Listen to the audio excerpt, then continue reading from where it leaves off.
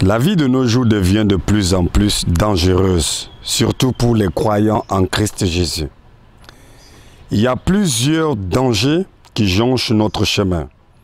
Il y a toujours des personnes autour de nous, au milieu de nous et sur notre chemin qui veulent nous faire des choix de notre foi en Christ Jésus.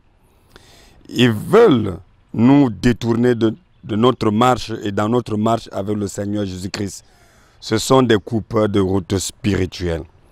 Nous devons le savoir d'une part, les identifier d'autre part et prendre nos distances par rapport à ces derniers.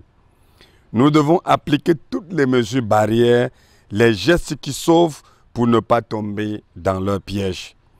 Les chrétiens de Colosse étaient confrontés à cette même réalité.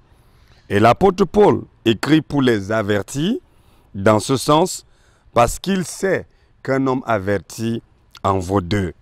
C'est ce qu'il fait dans l'épître de Colossiens, le chapitre 2, versets 4 à 7, que nous allons faire la lecture. Et en répondant aux questions suivantes, pourquoi l'apôtre Paul leur parle-t-il de ces combats au verset 1 et 3?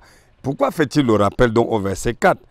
Qu'est-ce qui faisait la force de l'église de Colosse? Que demande-t-il aux chrétiens de Colosse? Comment doivent-ils marcher en Jésus-Christ? Et quelles leçons pouvons-nous en tirer aujourd'hui? Faisons la lecture de notre passage biblique dans la version Louis II. Je vous dis ceci, afin que personne ne vous trompe pas de discours séduisants. Car si je suis absent de corps, je suis avec vous en esprit, voyant avec joie le bon ordre qui règne parmi vous et la fermeté de votre foi en Christ. Ainsi donc, comme vous avez reçu le Seigneur Jésus-Christ, marchez en lui, étant enracinés et fondés en lui et affermis par la foi d'après les instructions qui vous ont été données et abondez en actions de grâce. Parole du Seigneur et nous l'acclamons. Amen. Pourquoi l'apôtre Paul fait-il le rappel de ces combats aux chrétiens de Colosse quand il dit « Je vous dis ceci ». L'apôtre Paul dit ceci ou ces choses pour un but bien précis. Qu'est-ce qu'il leur dit? Il souhaitait de tout cœur que les chrétiens de Thessalonique sachent le grand combat ou les grands combats qui soutenaient pour eux dans le Seigneur Jésus-Christ. Cette connaissance était importante dans leur marche personnelle avec le Seigneur Jésus-Christ d'une part et dans leur vie communautaire d'autre part. Cette connaissance devrait corriger leur vision de la vie en Christ, Jésus, et de la vie communautaire des enfants de Dieu. Dans la vie chrétienne, il y a des choses que nous devons savoir, nous devons connaître nécessairement de la part de nos leaders et de la part des frères et sœurs en Christ. L'apôtre Paul est conscient que l'ignorance tue. Et la parole de Dieu dit justement « Mon peuple périt faute de connaissance ». Osée chapitre 4 verset 6.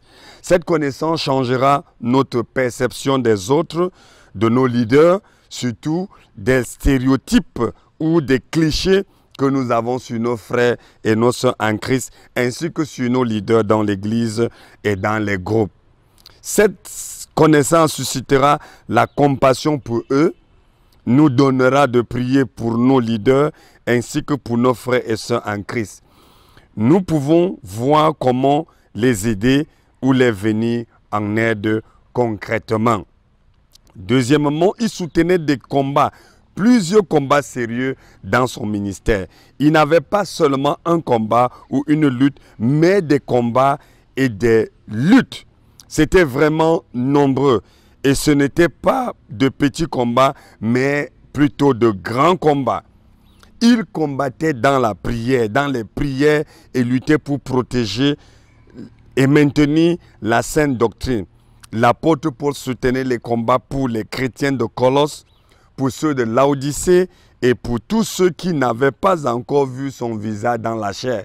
Ils avaient entendu parler de lui, ils avaient connaissance de lui, mais ils ne l'avaient pas vu. Mais malgré que lui ne les connaissait pas, il priait pour eux parce qu'il savait qu'il y avait un lien fort qui les unissait en Christ Jésus.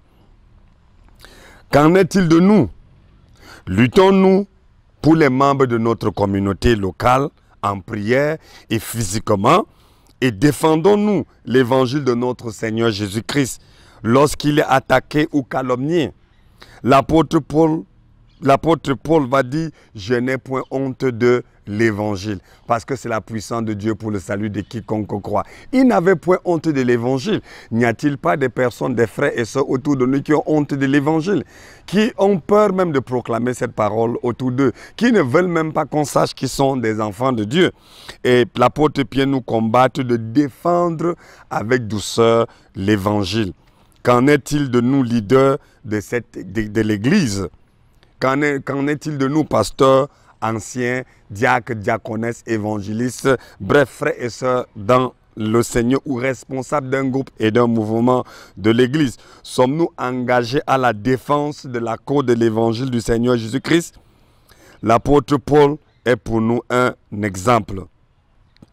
Nous voyons également que le but principal des combats que l'apôtre Paul soutenait pour ses frères et sœurs en Christ était pour réconforter leur cœur dans le Seigneur Jésus-Christ, pour les encourager à l'unité en Christ Jésus, car l'union fait la force. Et un adage en anglais dit « United we stand, divided we fall ». Et pour les encourager à développer certaines vertus chrétiennes telles que l'amour, la patience, le fruit du Saint-Esprit, etc. Et pour les encourager à marcher dans la pleine assurance en Christ Jésus. Sans l'assurance de notre salut, nous sommes des jouets entre les mains de Satan. Ils ne doivent pas seulement avoir l'assurance, mais ils doivent marcher dans une pleine assurance. Alors, quelles sont les raisons fondamentales pour lesquelles l'apôtre Paul désirait que les chrétiens de Colosse sachent tout cela? Il dit, afin que personne ne vous trompe pas des discours séduisants. L'apôtre Paul exprime ici le but de son encouragement, afin que personne ne vous trompe. Le verbe tromper vient du grec, n'est-ce pas, paralogizomai, qui est rendu par reconnaître le faux, tricher par des raisonnements faux ou de fausses déclarations.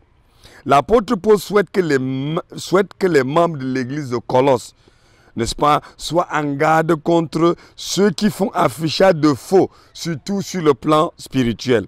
Ils propagent de fausses doctrines, de fausses informations, de faux enseignements. Ils concoctent des mensonges et des paroles trompeuses et les propagent ou les distribuent autour d'eux. Tous ceux et toutes ceux-là sont des fils et des filles du menteur, nous dit Jean chapitre 8 verset 44. Des personnes qui trichent par leur raisonnement mensonger et trompeur. Nous savons tous que la tricherie est un péché, puisque c'est un vol. Leur objectif est de gagner les autres à leurs mensonges, à leurs fausses doctrines, afin de les détourner de la voie du Seigneur Jésus-Christ. La parole de Dieu est claire. La parole de Dieu dit, les menteurs n'hériteront point le royaume des cieux. Quel est leur moyen de séduction? C'est par leur discours séduisant, leur discours flatteur. Et nous savons tous, disait la Fontaine fable, tout flatteur vit aux dépens de celui qui l'écoute. Les chrétiens de Colosse ne devraient permettre à personne de les tromper. Ils ne devraient donner aucune occasion aux trompeurs, aux séducteurs de pouvoir avoir raison d'eux. C'est là le défi de nous autres. Nous vivons dans la société où il y a beaucoup de faux trompeurs, il y a des faux enseignements, des faux enseignants, des faux pasteurs, des faux docteurs, des faux prophètes. Si nous ne faisons pas attention, nous deviendrons leur proie par leur discours séduisant. Alors que personne ne nous séduise d'aucune façon, prenons nos mesures. Et pour qu'on ne nous séduise pas, nous devons vivre dans la parole de Dieu, qui est la parole saine, la saine doctrine infaillible de Dieu.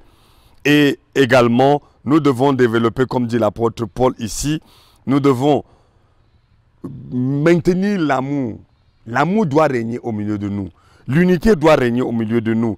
Et comme nous avons reçu le Seigneur Jésus-Christ, nous devons marcher en lui. Nous devons nous comporter en lui. Nous devons conduire nos vies en Jésus-Christ, le Sauveur et le Seigneur. Et nous devons également être enracinés, avoir nos racines profondément établies en Jésus-Christ.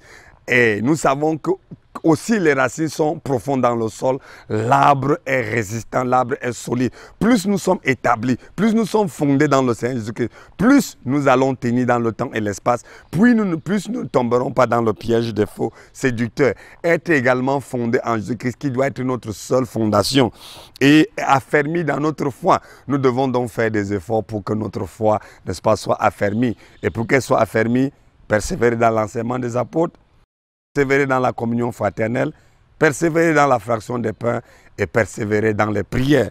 Et enfin, nous devons marcher selon les instructions de la parole et abonder en action de grâce. Savoir dire merci, être reconnaissant dans tout ce que nous faisons. Dire merci à Dieu pour tout. Merci à Dieu pour nos frères, pour nos sœurs. Bref, l'action de grâce doit être notre vie. Nous devons savoir dire merci, exprimer notre profonde gratitude. Voilà les secrets bien-aimés qui nous permettront de résister aux séducteurs et aux trompeurs de tous bords. Que le Seigneur nous bénisse, qu'il nous accorde la grâce de résister face aux séducteurs en étant profondément enracinés en Jésus-Christ, le Sauveur et Seigneur, et qu'il te bénisse et bénisse sa parole au nom de Jésus-Christ. Amen.